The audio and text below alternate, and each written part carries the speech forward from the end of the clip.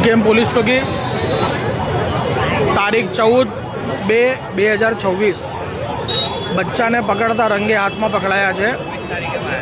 4 જણા હતા, બચ્ચાને થેલામાં નાખીને લઈ જતા હતા, લાઈવ પકડાયા છે।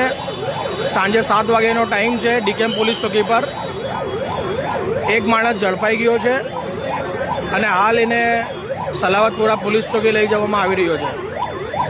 Live update Surat. Hello everyone, જય શ્રી કૃષ્ણ। તમે કોઈ પણ શહેરમાં રહેતા હોય, મને એક ચિંતાનો વિષય જણાવવો છે। આજે સુરતના મોટા વરાછા ઓપેરા હાઉસમાંથી બપોરે 10 થી 12 ટોટલ 5 છોકરીઓ ગાયબ થઈ છે। 4 છોકરીઓ એક જ એપાર્ટમેન્ટની બહાર સ્કૂલની વાનની રાહ જોતી હતી અને ત્યાંથી એને ઉઠાવી ગયા છે અને એક એના નજીકનું બીજું અપાર્ટમેન્ટ છે ત્યાંથી।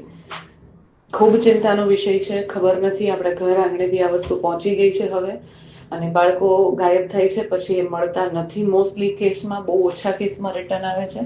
તમે ન્યૂઝ જોતા હોય તો દિલ્હીમાં જાન્યુઆરી મહિનાના છેલ્લા 15 દિવસમાં, જાન્યુઆરીના પહેલા 15 દિવસમાં 800 લોકો ગાયબ થયા છે।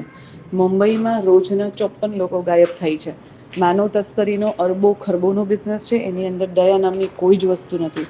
Please be careful. બાળકોને રોડ પર લઈને જતા હોય તો બી હાથ મજબૂતીથી પકડો। બાળકોને સ્કૂલે લેવા મૂકવા પહેલાં તમે ત્યાં ગેટ પર હાજર હોય, જેથી કરીને તમે બાળકોની સેફટીને માટે કેરફુલ થઈ શકો। કોઈ વોચમેન, કોઈના જ સહારે બાળકોની રિસ્પોન્સિબિલિટી ના આપો। Please please please.